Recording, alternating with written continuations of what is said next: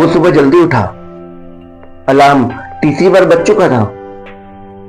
आंखें जैसे कह रही थी मुझे और सोने दो, लेकिन उसे उठना था क्योंकि मजबूरी थी।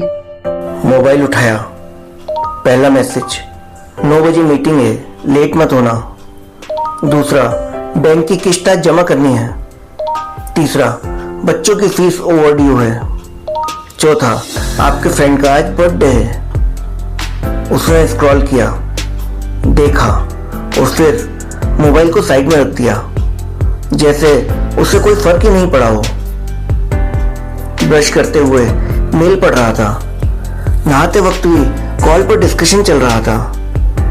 किचन से बीवी ने आवाज लगाई, नाश्ता यहीं रख दिया है। उसने जवाब नहीं दिया, शायद सुना ही नहीं हो। बेटा आया, हाथ में एक कागज था। बोला, पापा देखो मेरी ड्राइंग। उसने देखा तक नहीं, बस बोला, बेटा बाद में, अभी टाइम नहीं है। ऑफिस के लिए निकल पड़ा। हर दिन की तरह दौड़ता हुआ, ट्रैफिक में फंसा हुआ, कलेक्शंस, धुआं, चिल्लाहटें और उसका सर जैसे फटने लगा हो। ऑफिस पहुंचा, कंप्यूटर ऑन किया और फिर वही to do list, deadlines, target. अब उसकी जिंदगी में जैसे एक ही शब्द बचा था, करना है, करना है, करना है।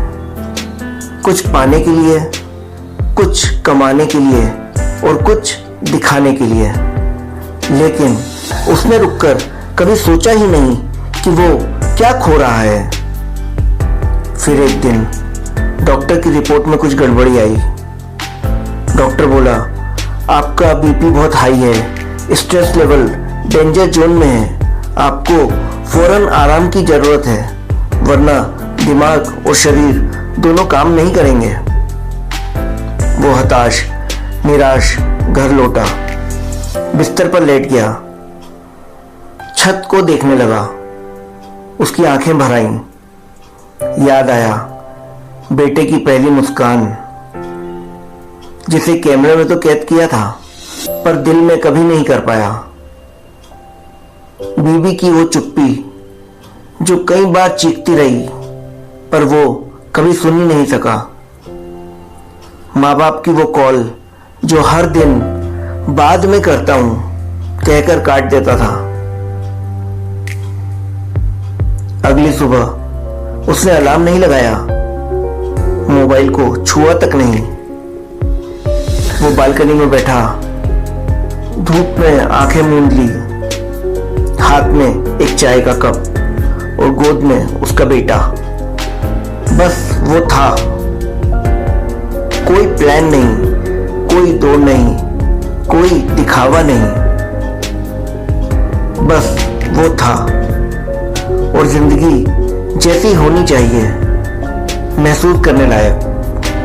जिंदगी जीने के लिए है, काटने के लिए नहीं। रिश्ते निभाने के लिए होते हैं, निभाने का दिखावा करने के लिए नहीं। इसलिए एक कदम रुको और पीछे देखो, क्या तुम सब कुछ पाने की दौड़ में कुछ खो तो नहीं रहे हो?